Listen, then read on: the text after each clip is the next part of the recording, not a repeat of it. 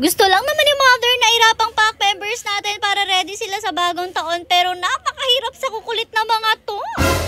Hello pack members! Welcome back to Husky Pack TV! It's officially the last day of 2024 at grabe, isang taon na naman tayong magkakasama. At dahil last year na nga ng 2024, naisipan nga namin na ipakita naman sa inyo ulit kung paano ba mag-wrap ng mga doggies para nga po ready sila for New Year's Eve. Ilang taon na rin nga namin itong ginagawa yung pag-wrap na ganito, pero ngayong taon lang kami sobrang hirap na hirap. Heto nga, habang nirarap itong si Brindel, kinakagat naman ni Oreo yung pang-wrap at talaga nakailang beses na silang paghihila dyan, kaya hindi magkaintindihan si Mother. Anyways, dahil halos hindi naman kasi gaanong pakinig talaga sa loob ng mention yung mga paputok, ay hindi na nga namin i-wrap this year ang ating pack members. Pero i-wrap natin sila ngayon para maipakita nga sa inyo kung paano ba ang tamang pag-wrap para nga po maging comfortable pa rin ang ating mga fur babies kahit nga po putukan na mamayang hapo. Ay, gabi pala. Anyways, kita naman ang ginawa ni Mother dyan kay Brindel. Bale, umpisa nga doon sa pinaka-chest, tapos pataas, tapos cross lang sa ibabaw, tapos pababa na ulit, and another cross sa ilalim ng kanilang shine. After nun, pagtaas ng tali, ay dun na nga po tatalian at make sure na hindi siya sobrang higpit para naman hindi masyadong comfortable. Medyo uncomfortable nga lang din talaga itong si Brindel dahil nga first time niya po talagang ma-wrap ng ganito. Dahil first year din naman niya na mag-New Year dito sa atin. Pero maya-maya pa, hindi na rin nga niya yung pinapansin at ayan nga ang itsura ng wrap, guys, kapag ox na. At kapag may ganyan sila, ay mafe-feel nila kahit pa paano na may nakayakap sa kanila at hindi sila gaano matatakot nga po sa mga paputok. Kundi nga ako nagkakamali, may ilang mga paputok na pinagbabawal, pero kasi napakarami pa rin nagpapaputok tuwing bagong taon at hindi talaga yun maiiwasan dahil parang nakagis na ngayon ng mga tao. Nakakalungkot lang talaga na matinding naapektuhan ng mga animals, lalo